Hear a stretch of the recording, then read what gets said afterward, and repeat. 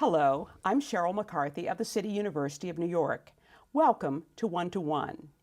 Each week, we address issues of timely and timeless concern with newsmakers and the journalists who report on them, with artists, writers, scientists, educators, social scientists, and government leaders. We speak to each one to one. I'm delighted to welcome the writer and Mount Holyoke College lecturer, Martha Ackman, to the program. The award-winning author of The Mercury 13, The True Story of 13 Women and the Dream of Spaceflight, has turned her sights on Toni Stone, the first woman to play professional baseball on a men's team.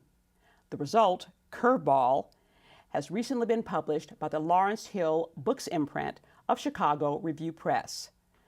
Toni Stone's story is set in the world of Jim Crow, sexism, and convention, all of which she threw over with no precedent and with no encouragement from her family or her world in St. Paul, Minnesota. Welcome. Thank you, Sheryl. Good to be here. Martha, you teach in the Gender Studies Department at Mount Holyoke College. What courses do you teach? I teach a course in Emily Dickinson. I'm a Dickinson scholar of many years. I actually have the great treat to teach the course in Emily Dickinson's house, in the very bedroom where she wrote so many of her poems. I also teach courses in biography of women. That's what I spend a great deal of my time doing, and other courses in Intro to Gender Studies, looking at the history of American women's movements. So what led you to Toni Stone, and what made you to write a book about her?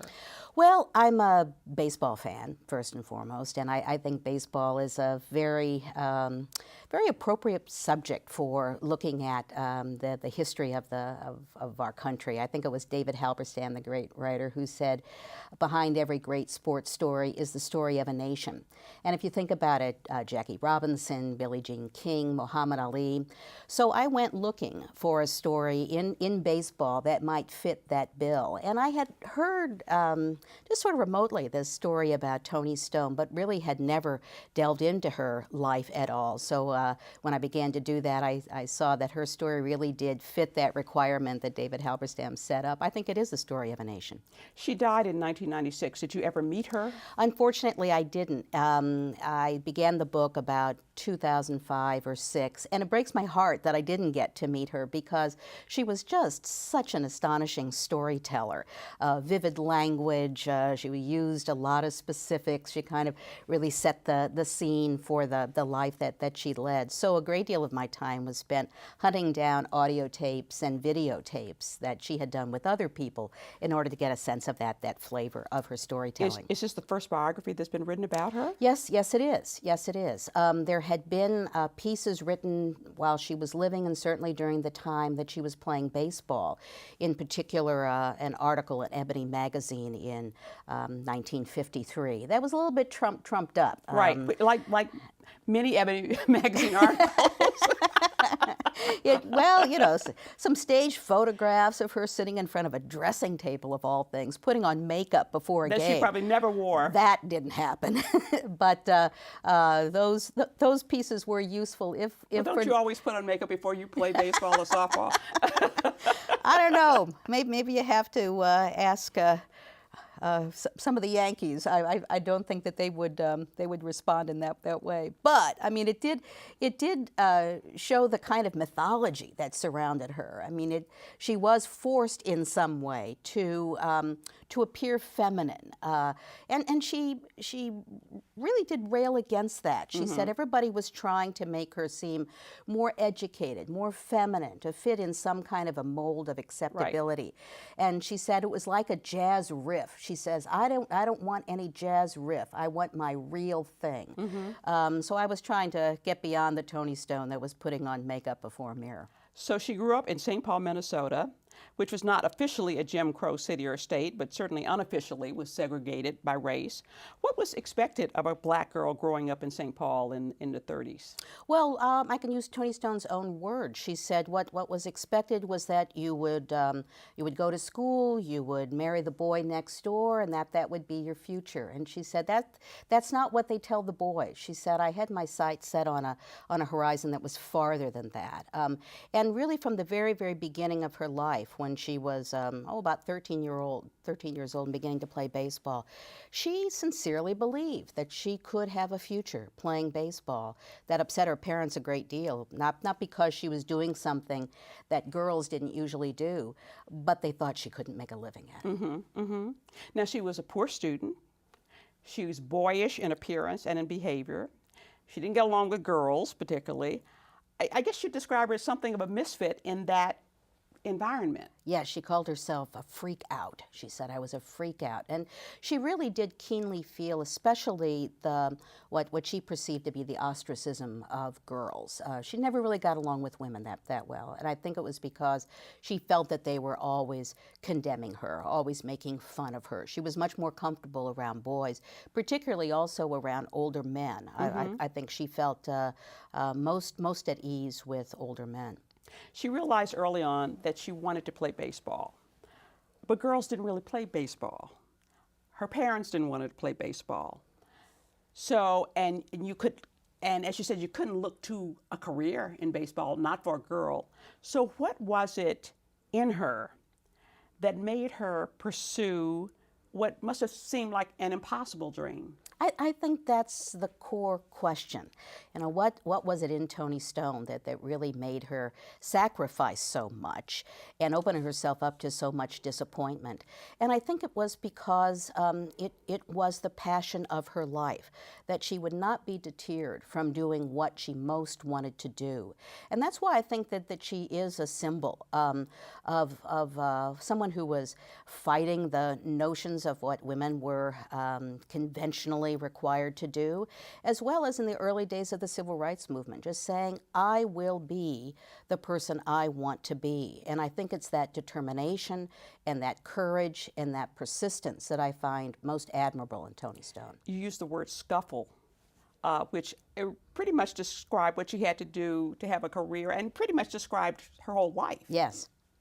Yes, she used that word a lot when I'd find these audio tapes. I hadn't heard that word in a long time, and it came back to me. Yeah. I've heard it before. Yeah, Toni Stone just had a great use of language. She used to also say, by cracky. I hadn't heard that one in a long time. Right. But scuffle was an important word in her vocabulary, and it was a word that she used to describe what her parents did. I mean, her parents were part of the Great Migration. They lived in West Virginia and then moved in the 30s to St. Paul. They opened up a barber shop and a beauty parlor and said that Toni said they would work these long hours and come home and had to scuffle. And I think she used that word to mean that they had to be determined, that they worked hard, that they put up with a lot, but they continued to buck the notions of what they were expected to do. And she admired that. Mm-hmm. Let's just sort of run through the route that took her to the Negro League teams. She first got to play baseball because a local white Catholic priest allowed her to play with the Catholic Boys League in St. Paul, and that was her start in baseball. That's right. That's right. Her family went to their local priest and said, "Can you do something with Tomboy," as she was called then? And he put her on the local team in order to give her some support and to keep her from running away. She then started playing weekend ball with a team called the Twin City Colored Giants, and they would travel throughout the upper Midwest. From there, she followed. Now, how old was she when she started playing with them? I think she was about 13 years old. She played with them until she was 15. I was astonished that her mother would allow her, a 13-year-old girl, to go up and play weekend ball on a men's team. Yes, yes. I think it says something about the support that her family gave her. They knew all the people who were involved. Okay. I think that they knew that these were people who could be trusted, and they wanted to support Toni in doing what she wanted to do. But you're right. I mean, it was pretty unusual. Toni took great pride in earning the little bit of money that she earned for that. I always described or defined professional baseball as baseball where you get paid to play. Right. So sometimes it would be a glass of lemonade and a ham sandwich, but when she was playing ball on the weekend, she would make a little money. She felt very proud about bringing that back to her mother. Now, that was a barnstorming, what you call a barnstorming team, or Well, no? Yes, I guess you could call it a barnstorming team, meaning that they would play other towns and other cities and play for pay, but they didn't travel very far. They just traveled in the Minnesota, sometimes the Wisconsin area. I think they made a couple of forays into Canada. Usually when people describe barnstorming, it's traveling over a much, much larger area. Okay, so whatever the gate was, you split that up. That's right. Okay. Now she joined a local meatpacking. She just played wherever she could. Wherever she joined could. a local meatpacking plant men's team, and then at 19 she dropped out of high school, moved to San Francisco where her sister was. She played for an American Legion post team, and then she was hired by the San Francisco Sea Lions. How did that happen? The San Francisco Sea Lions was part of a group, West Coast Negro League. They tried to establish the Negro League on the West Coast in the way that Major League Baseball would later establish the Los Angeles Dodgers and the San Francisco Giants, and the league didn't do very well. It lasted about a year, but those teams, like the Sea Lions, realized that they could also make money barnstorming. So the structure and the organization of the Sea Lions team was intact, and Tony Stone fit right in. I mean, there were men who looked at her not only as somebody maybe who could bring in more gate receipts, but they also knew that she could... Sort of a special attraction. Right, a special attraction. But they knew that if she were just a special attraction, people would come to see her play once. And only once. She had to also be a good baseball player. She had to add something to the team, and she was able to do that with the Sea Lions. In the 40s and 50s, black baseball was really a mishmash of recreational teams, independent barnstorming teams, regional semi-pro leagues, and then you had the Negro League, which was the highest level of play. But sometimes the Negro League would have like maybe only 4 or 5 teams in it, right? That's right. So, by the 50s, that was so. Okay. So how were what you call the Negro League, how was the Negro League different from the rest of this mishmash? Well, as you said, the Negro League was the very, very top. The Negro League reached its peak probably in the mid 40s to the late 40s, and then everything changed in 1947, and that's when Jackie Robinson integrated Major League Baseball. And what happened was really 2 things. One was that the African American fans who were certainly looking at Jackie Robinson and Satchel Paige and a young Willie Mays coming up began to turn their attention then away from the Negro Leagues into the majors and looking at Jackie and Larry Doby and the other players who were slowly integrating the major leagues. I always think it's important to say slowly because sometimes people think that the door opened and everything changed, and that was hardly the case. Now, how many teams would the Negro League have had at its peak? Its peak, they would have had 2 leagues, the National and the American, just as the white major leagues did, sometimes with as many as, I don't know, maybe 6 or 7 teams on either league. They would then have Negro League World Series, the All-Star Game, great celebrations of the and of those the great teams talent are the ones there. that had the best players, the higher level of play. Exactly. Exactly. But always Negro League teams would play, as you described, that mishmash of independent leagues and regional leagues. They would barnstorm and travel around the country, sometimes even playing white teams when the Major League season was over. One of the commissioners of baseball, realizing that some of the Negro League teams could handily defeat the Major Leagues, wouldn't let the Major League players play in their uniforms because he didn't want them to get beat wearing Yankee uniforms. Exactly. We're going to take a short break, then we'll be back with more with Martha Ackman, author of Curveball, The Remarkable Story of Tony Stone. When you smoke around kids, you expose them to thousands of chemicals that are eating them alive. Cigarette smoke contains poisons like cyanide and carbon monoxide that trigger severe health problems, like painful ear infections, crippling asthma, and deadly pneumonia.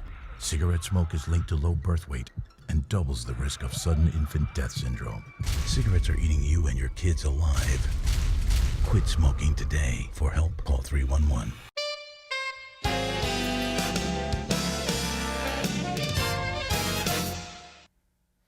Welcome back to One to One. I'm Sheryl McCarthy of the City University of New York, and I'm talking with Martha Ackman of the Gender Studies Department of Mount Holyoke College, who is the author of Curveball, The Remarkable Story of Tony Stone. It's just been published by the Lawrence Hill Book Imprint of Chicago Review Press. Now, Tony Stone was hired by the New Orleans Creoles in 1949. Now, that was a semi-pro Negro League team. Was this her first Negro League team? Well, it was semi-pro. It wasn't the Negro League that she would Okay. advance to from there. Okay. But it gets very, very confusing. It was a step up for her Okay. in terms of competitiveness, in terms of salary. Players use the phrase jump to jump from team to team. And she was a member of the San Francisco Sea Lions playing in New Orleans. She saw that she could possibly make more money playing for the New Orleans Creole, have more of a spotlight put on her. So she jumped. She was offered a contract and she began to play with the Creoles. And then from there, she went to the Indianapolis Clowns. Right. And she was there for 4 years? How many years? She played for the Clowns from 1953 to 1954, Okay. and then she was traded to the legendary Kansas City Monarchs in 1954. That was the team of Jackie Robinson and Satchel Paige and Okay. even a young Ernie Banks. So she played with the Clowns in 53 and the Monarchs in 54. You know, it's interesting, the Indianapolis Clowns, the name, because what some of the Negro, the black teams did was they had these sort of sideshow. I mean, I guess sort of like the Harlem Globetrotters. Exactly. Kind It's a of good- thing. it's And a they good comparison. put on this show, at the, there's no halftime in baseball. Seventh inning stretch. 7th inning stretch. Okay. And I mean, were they really clowning, or what were they doing out there? It was a wonderful and controversial aspect of Negro League ball. And by the time that Tony was playing with the Clowns, the players themselves weren't clowning. Sometimes they do a little pepper ball, which is sort of a fast pitch between innings. But they had professional comedians who entertained the crowd between innings and during the 7th inning stretch. They would have these huge bats and they would pretend to hit the ball with the huge bats, and they would have water fights. And clowning was always a part of the Negro League tradition. And as I said, it was controversial because Right. some people said that, this is degrading. Some of the players found it degrading. Other players did not find it so and said that they earned a lot of money. And actually, some of the players who played with the Clowns in the early days would defend the practice. Okay. But it was something that even some of the officials in Negro League ball said, finally this has to come to an end. Tony was never part of that clowning tradition. So she went from the Indianapolis Clowns to the Kansas City Monarchs, and she was there for a year. Was that that was the most famous or the highest level team that she played for, the Monarchs? Well, I think the Clowns were as well. I think both okay. of those teams, the Clowns and the Monarchs, were official Negro League teams. And for example, when she was hired by the Indianapolis Clowns, she was hired to be an infielder. She always played second base, and she was hired to replace a young guy who was moving from the Clowns to the major leagues, a guy by the name of Henry Aaron. So when she was playing with the Clowns, she was playing against players such as Ernie Banks, Satchel Paige, Willie Mays. At one time during the 1953 season, she was batting 4th in the league, batting, I think it was 362, behind Ernie Banks. So that shows something about her talent and also about the competition. What was it like for a woman traveling with a men's team? It could be pretty tough. When the team was traveling in the Jim Crow South, they would have to look for hotels that would take the team in, usually using the Green Book, the Negro Motorist Green Book. That would be a listing of safe places where African Americans could stay. And in one particular instance, Tony got off the bus, the Indianapolis Clowns bus, 28 men filing off and 1 woman. And the hotel proprietor looked at her and made an assumption and assumed that she was a prostitute traveling with the team, directed her to the nearest brothel. Certainly that was a very degrading thing. But on one instance, Tony had nowhere else to stay. They wouldn't let her stay in the hotel, and she went to the brothel. And there she said she was met by good girls. I think perhaps Tony saw something in their outsider status that they saw in her. And they gave her a good place to stay and a warm meal, sometimes even gave her money when she was short on funds, and sewed padding into the shirt of her uniform so that she could take hard throws to the chest. I think that's just one example of the way in which so many African Americans during Jim Crow had to take degrading instances and turn it around in order to survive, Right. and in order to make something out of a bad situation. Now, did she experience sexual harassment? Was she or hostility from the Yes. members of her teams? Yes, I mean it cut both ways. There were many members of the team and even her competitors were very supportive, but not everyone. In fact, there was one particular instance where she was on second base taking a throw for a double play, and her teammate threw the ball in such a way that she had to field it and make herself vulnerable for a spikes up, slide in. Right. Threw it in a way to intentionally hurt her. Sometimes fans would yell from the stands, "Why don't you go home and make your husband some biscuits?" So it was both supportive and it was also harassment. And she was paid less than the men. Yes, she was. I mean, during this particular time in the Negro League, every player had to go into the owner, go into management, And negotiate. and arrange their own deal. And in fact, when she jumped from the San Francisco Sea Lions to the New Orleans Creoles, it came after she realized she was being paid vastly less than some of the men on the team. So she always was trying to look out for equitable treatment and didn't always get it. But it was always her goal to play for a minor or major league team, correct? It was always her goal to play baseball, to play Okay. professional baseball and to move up as high as she possibly could. But something finally caught up with her. I guess it was really two things. One was that the Negro Leagues then began really to go downhill. In the 50s? In the 50s. I mean, they did kind of sputter on a little bit more. But in 1954, for example, the Indianapolis Clowns said, "We're not making money here. We can perhaps make more money barnstorming." So they completely pulled out of the league. The league got smaller and smaller. But something else caught up with Toni, and that was her age. When she was playing with the San Francisco Sea Lions after she'd moved out to San Francisco, she said, "I put my age back." And she put it back a decade. She began telling people that she was 10 years younger than what she really was.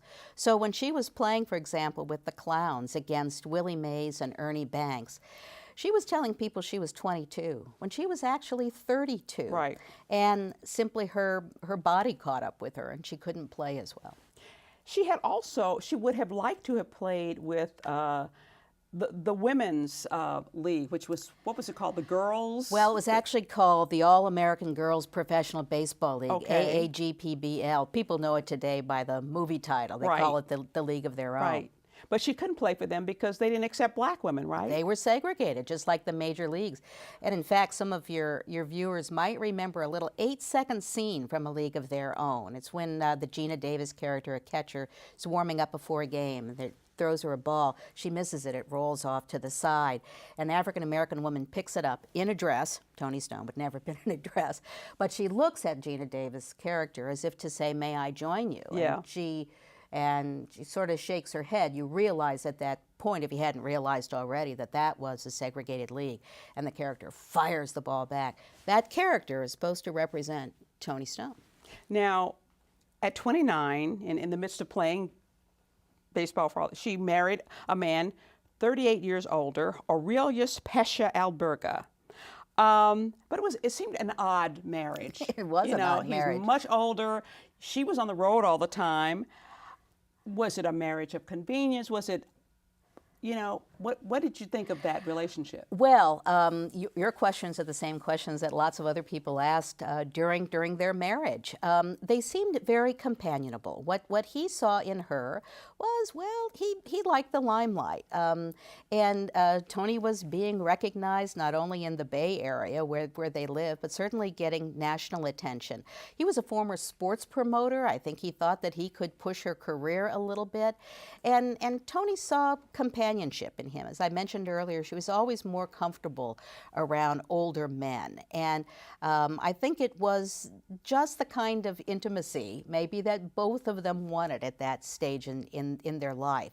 Many people said it might have been more of a business relationship than anything else. But it worked. But Seemed it to work. worked. It worked, and it worked And it worked to the extent that they stayed married for the rest of their lives, and Alberga lived to be 103. Oh my. So it was about 40 years. In the last years of her life, Toni said that she wanted to write a book. She never did, but she wanted to dedicate it to Alberga. You know, the women, the girls' league went out of existence, and women, you know, professional baseball just never really happened for women the way that tennis did or basketball has. Why do you think that, and some other sports have? Why do you, golf, why do you think? It's a fascinating question. I mean, Henry Aaron himself said that when women began to play professional baseball, he thought it was quite possible that it would happen. He's actually said it's not that hard. It's not a game of strength. It's a game of timing. It's a game of skill. And I think he predicted that when a woman came in to play professional baseball, she'd come in as a second baseman, which was what the position that Toni played. I don't know the answer to that question. Maybe it has something to do with the fact that baseball is America's game. National pastime, that it's the last bastion of sort of convention, perhaps, but you can't tell me that there aren't young women out there who are just as good of players as some of the men playing professional baseball. Certainly they can be umpires, certainly they can be managers. I don't know the answer to that question, although I think it certainly has to do with sexism that still exists in our country. It's a fascinating story, and I'm so glad that you have let people know about Toni Stone in your new book. Thanks, Sheryl. We're out of time. I want to thank Martha Ackman for joining me.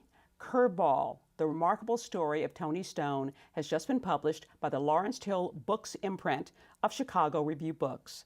For the City University of New York and 1-to-1, I'm Sheryl McCarthy.